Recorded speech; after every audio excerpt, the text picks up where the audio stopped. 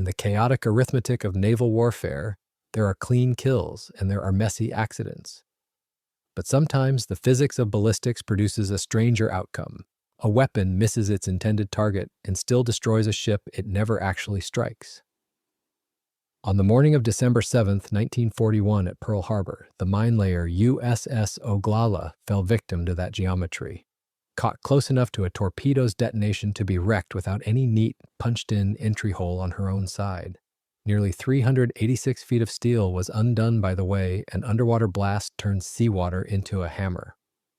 This is not a story of a magazine detonation, and no bomb punched straight through Oglala's deck. But a bomb did detonate in the water between Oglala and USS Helena, adding chaos to damage that had already begun below the waterline. From above there was nothing neat to blame, no clean, visible wound on her own side, only a ship that began to fail from underneath in the cramped, shadowed space alongside Helena. That is why early reports sounded contradictory. The decisive violence was underwater shock, not a tidy puncture you could point to.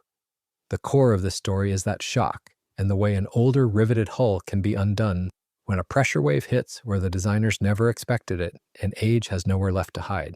The situation at 1010 dock deteriorated within minutes. Flooding spread aft faster than the crew could confine it, and the fight for the ship narrowed to a single tactical fear. If Oglala rolled where she lay, she could foul Helena against the pier. Yard tugs were pressed into service, and later accounts name the harbor tug Hoga among them, as the decision was made to pull Oglala clear and secure her astern of Helena at 1010 dock. By about 0900, she was made fast, but the list kept growing. Around 0930, with the heel approaching roughly 20 degrees, the order was given to abandon ship. At about 10 o'clock, or slightly before, Oglala finally turned over onto her port side, striking the dock hard enough to knock away major topside structure as she rolled down into the mud. The flagship of the mine force was gone. In her place lay a massive steel obstacle blocking the most vital repair facility in the Pacific. When she finally settled, Oglala came to rest on the bottom on her port side in about 6 fathoms of water, while later salvage notes place her in roughly 45 feet. With only a portion of her starboard side showing at low tide and little more at the small Pearl Harbor tide range. The salvage forces were now staring at a nightmare scenario: recover a ship lying on her beam ends in a harbor made opaque by oil, debris, and the chaos of wreckage. A hull on its side changes everything, because here the fight is not just weight, but the fit between ship and harbor. Oglala's beam was on the order of 52 feet, and the water was so shallow a capsized hull had nowhere to vanish cleanly. One bilge was buried in mud while the opposite side rode higher in the water column, turning her into a steel barrier along the dock face. The salvage engineers could not treat her like a rigid box and just pick her up. In that attitude, any hard vertical pull concentrated loads into plating, riveted seams, and frames that were never meant to be stressed sideways, and the bottom suction and mud grip would punish any brute force attempt long before the hull could break free. To understand the difficulty of the recovery, one must understand the concept of the center of buoyancy. In a floating ship, this is the geometric center of the underwater volume. It is the point where the upward force of the water pushes against the downward force of gravity. When a ship is upright, these two forces align and create stability. When the Oglala rolled 90 degrees, her center of buoyancy shifted radically. The forces were now working to keep her pinned against the bottom. The mud acted as a third force, creating massive ground reaction. The masts, the funnel, and the bridge structure had been crushed into the sediment. They acted as anchors, locking the hull into its sideways attitude. The divers investigating the wreck faced a disorienting environment. Inside the ship, the world had rotated. Floors had become walls, and walls had become floors. A diver moving through a corridor was actually crawling along a bulkhead. This cognitive dissonance made the survey work slow and dangerous. They had to map the damage caused by the hydrodynamic shock while navigating a labyrinth of oil and debris in zero visibility. Every compartment had to be assessed for its ability to hold air or exclude water. The salvage team under Captain Wallin analyzed the situation and concluded that a straight lift was the wrong first move. The ship lay on her side, gripped by mud, with damaged structure and uncertain watertight integrity. Trying to hoist her bodily would drive extreme uneven stresses into an old hull and into the rigging available on scene. The only viable path was to use geometry, rotate the hull back toward upright first, break the mud's grip, and only then think about refloating. This decision imposed a strict sequence on the operation. Before any serious righting pull could work, the wreck had to be simplified. Topside weight and snagging structure had to be removed, openings closed where practical, and the hull surveyed compartment by compartment for what could be made tight and what could not. Only after that preparation could the engineers apply controlled force to the high side and let buoyancy and gravity do part of the work, instead of fighting the harbor bottom head-on. The solution to the rotation problem arrived in the form of 10 steel cylinders. These were submarine salvage pontoons. Each unit was a massive, airtight tank capable of generating 80 tons of lift when pumped full of air. They were the heavy artillery of the salvage engineers' arsenal, designed to provide concentrated buoyancy in a controlled package. To right the Oglala, the team would not use these tanks to lift the ship directly. Instead, they would use them as counterweights in a mechanical system known as a parbuckle. The parbuckle is a technique as old as the barrel. If one needs to roll a heavy circular object up a ramp, one does not push from the center. One wraps a rope around the circumference and pulls from the top. The salvage team applied this same principle to the 4,200-ton warship. 10 submarine salvage pontoons, each of 80 tons lifting capacity, were sunk inboard and attached to destroyer-type anchor chains that girdled the ship. Heavy steel chains were positioned under the submerged hull by divers, then brought up and secured to large steel stoppers welded to the starboard side above water. From there, the chain leads were taken to the salvage pontoons already set in place, and to anchored barges with winches that could add controlled pull when buoyancy alone was not enough. Hydraulic jacks at the dock edge stood by to start the roll if the wreck refused to break suction.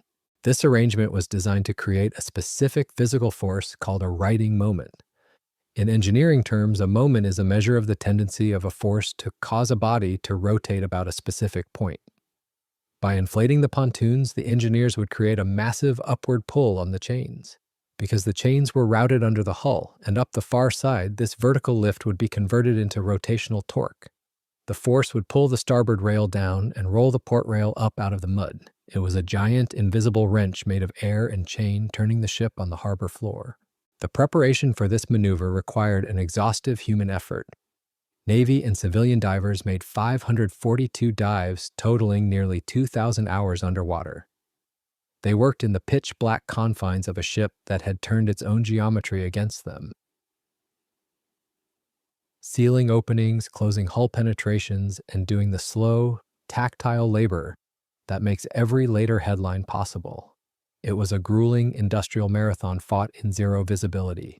On April 11, 1942, the system was ready for the first trial. The air compressors began to roar, feeding pressure into the submerged pontoons. As the water was displaced, the tanks became buoyant. They strained against the chains, and the tension climbed fast.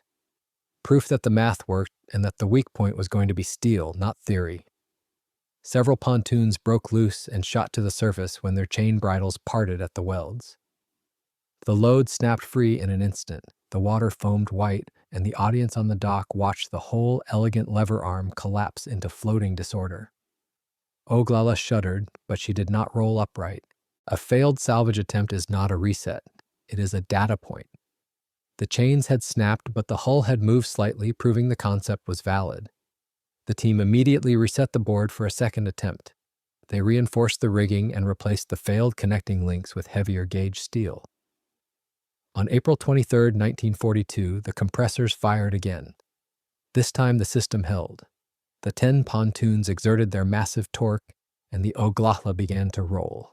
Slowly, relentlessly, the parbuckle overcame the suction of the mud. The ship rotated from 90 degrees through 45 degrees until she finally settled upright on her keel. The rotation was a victory, but it solved only the geometry problem. Oglala was upright, yet she was still sitting on the bottom in deep water for a harbor, with very little of her remaining structure visible above the surface. In that state, dewatering was a trap. Every foot you tried to lower the water inside fought the sea pressing in from outside, through leaks, seams, and openings that had never been meant to hold under this kind of improvised stress. The engineers needed to extend the ship's shell upward above high water, creating a temporary watertight boundary they could actually pump against. This requirement led to the construction of a massive wooden structure known as a cofferdam. A cofferdam is essentially a temporary fence built to hold back the water. Carpenters and shipwrights descended on the wreck. They built a watertight wooden extension rising from the submerged gunnels of the Oglala up into the air. This false hull had to be strong enough to withstand the pressure of the Pacific Ocean pushing inward once the water level inside was lowered. It was a delicate interface of wood and steel. The divers had to seal the joint between the cofferdam and the ship's rail with oakum and cement working blindly in the silt. The risk profile had now flipped. During the rotation, the danger was that the ship would not move. Now the danger was that she would move too fast. As the water was pumped out, the Oglala would become light. If she rose before she was stable, she could capsize again. The engineers had to balance the pumping rate across dozens of compartments. They installed submersible pumps capable of moving thousands of gallons per minute. The plan was to lower the water level inside the cofferdam, gradually allowing the ship to regain positive buoyancy in a controlled ascent. This phase revealed the true extent of the damage caused by the hydrodynamic shock 5 months earlier. As the water level inside dropped, leaks appeared everywhere. The rivets that had been loosened by the torpedo blast began to weep water. The hull was flexible and tired. The patching teams worked 24-hour shifts chasing leaks with wooden plugs and wedges. It was a race between the capacity of the pumps and the porosity of the ship. The Oglala was no longer a solid vessel. She was a collection of loose plates held together by rust and optimism. The salvage master had to treat the pumping operation like a musical performance, tuning the flow rates to keep the ship level as she strained to leave the bottom. The cofferdam groaned under the pressure of the sea. The water inside the wooden walls dropped foot by foot, and then the Oglala lifted. She broke contact with the mud for the first time since December 7th. But the ocean does not give up its prizes easily.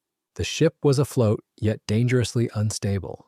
Water still lay trapped inside, free to slosh and shift, ready to undo the lift with a single bad roll. On June 23, 1942, the pumps managed to clear enough water for the vessel to lift off the bottom, but she hung in the water more by the displacement of the wooden cofferdam than by the integrity of her own hull. Inside, thousands of tons of water remained loose in the lower compartments, creating the lethal hydrodynamic condition known as the free surface effect. When a tank on a ship is completely full, the liquid acts as a solid weight. It does not move. But when a tank is only partially full, the surface of the liquid is free to remain horizontal as the ship heels. If the ship rolls slightly to the left, the water rushes to the left. This shift in weight exaggerates the roll, pushing the ship further over. It is the same principle that makes it difficult to balance a shallow tray of water while walking. The Oglala was filled with acres of loose water sloshing across her decks. Her stability was virtually zero. The salvage team was trying to balance a 4,200-ton pendulum. What followed was one of the strangest rhythms in naval salvage. On the night of June 25th, a forward pump stopped when its gasoline line became clogged. Inflow began to outrun outflow, water surged forward, and debris fouled the strainers, turning a delicate balance into a runaway problem. Within a short span, the bow reached bottom in deeper water, the rest of the ship followed, and Oglala settled down again. The team refused to accept the defeat. They repaired the pumps and reinforced the wood. 4 days later, on June 29th, they brought her up again, only to watch the stern section of the cofferdam shift and tilt, letting in large volumes of water and sinking the ship once more. When that section was removed, the post-mortem was brutally simple. Steel tie rods specified to bind the cofferdam to the ship's structure had been omitted in the field. The sea found the shortcut immediately. For the third time, Oglala sank to the bottom. She was earning a reputation as a cursed vessel. She had been sunk by a torpedo that missed her, and now she had sunk herself twice during her own rescue. The salvage crew was exhausted. They were fighting a hull that seemed determined to remain a wreck. They patched the cofferdam again. They cleared the pumps. On July 1st, they began the de-watering process for the 4th attempt. But the Oglala had one final weapon left in her arsenal. On July 2nd, in the early evening, a spectacular fire raged on the interior water surface, fed by oil and gasoline. The oil-soaked timbers of the cofferdam were soon aflame, and the whole scene looked like the job might burn itself back to the bottom. Fire brigades arrived fast and beat it down within about half an hour. The cause was mundane and lethal, a splash of gasoline onto a hot exhaust pipe during refueling. Finally, on July 3, 1942, the physics held. The pumps outpaced the leaks. The free surface water was stripped out to the lowest bilges, locking the weight in place. The ship floated high enough to clear the sill of the dry dock. She was towed rapidly to the blocks before she could change her mind. When the dock was pumped dry and the hull was revealed, the engineers saw the truth. The plating was buckled and twisted from the hydrodynamic shock. She was a ruin, but she was a dry ruin. The salvage operation was officially over. The Oglala had been sunk 3 times and burned once, but she was finally back in the hands of the living. Between the mud of Pearl Harbor and the invasion beaches of the Philippines lay 3 years of industrial acceleration. The recovery of the USS Oglala was not merely a stunt to prove a point, it was a calculation of logistics. In 1942, the United States Navy was critically short of bottoms. Every hull that could float was a strategic asset. The Oglala was a ruined iron box filled with silt, but she represented 4,200 tons of steel that did not need to be mined, smelted, and rolled. She was a resource in being. The salvage effort had proven that the physics of recovery were valid, and now the shipyard engineers had to prove that the economics of repair were sound. After temporary repairs at Pearl Harbor, she sailed away unescorted, under her own power, bound for West Coast reconditioning via Mare Island. The damage from the hydrodynamic shock was extensive. The hull plates that had been dished by the waterhammer effect had to be replaced or faired back into shape. But the Navy had no intention of returning her to the role of a mine layer. The war had changed. The fleet needed mobile logistics support to sustain the island-hopping campaign across the Pacific. The Oglala was stripped of her mine rails and her offensive weaponry. Her interior was gutted and rebuilt as a floating machine shop. She was reclassified with a new designation. She became ARG-1, the Internal Combustion Engine Repair Ship. Her mission was to service the diesel engines of the tugs, patrol boats, and landing craft that formed the circulatory system of the invasion forces. It was a fitting role for a ship that had been raised from the dead. She became a specialist in resurrection, fixing the broken hearts of other vessels in the forward areas. She was deployed to the Southwest Pacific, operating in the heat of Milne Bay and Hollandia. The ship that had capsized at the dock in safe waters was now forward deployed in the combat zone. Her survival remains one of the Pacific War's sharper ironies. A torpedo aimed into the cramped gap at 1010 dock, its violence centered on USS Helena, still smashed Oglala through pressure and waterhammer without leaving a clean, visible wound. And in the months that followed, she kept going down in the very harbor meant to save her. By all rights, she should have been cut up for scrap in 1942. Yet she survived to support the operations that destroyed the Imperial Japanese Navy. When the invasion forces moved on Leyte in the Philippines, the Oglala was there. She was no longer the fragile old steamer that died of fright. She was a hardened industrial platform. The salvage of the Oglala demonstrates wartime engineering at its most unsentimental. Captain Wallin and his team did not spend months fighting mud and the free surface effect for romance. They did it because the fleet required the hull.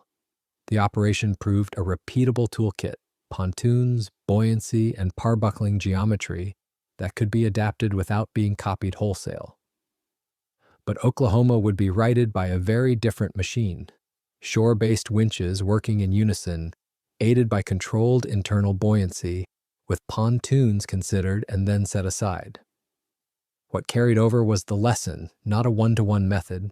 A ship on her beam ends was not automatically a total loss if engineers respected the geometry of buoyancy and the limits of structure. The Oglala survived the war. She was finally decommissioned in 1946. Her life extended 4 years beyond her death. In the end, she was not defeated by enemy action or by the physics of the sea. She was simply unneeded in a world at peace. But in the desperate months of 1942, she was the proof that a determined salvage team could reverse the verdict of a torpedo. The Japanese pilot who dropped that weapon believed he had removed a ship from the board. He was wrong. He had simply created a difficult engineering problem that the United States Navy was stubborn enough to solve.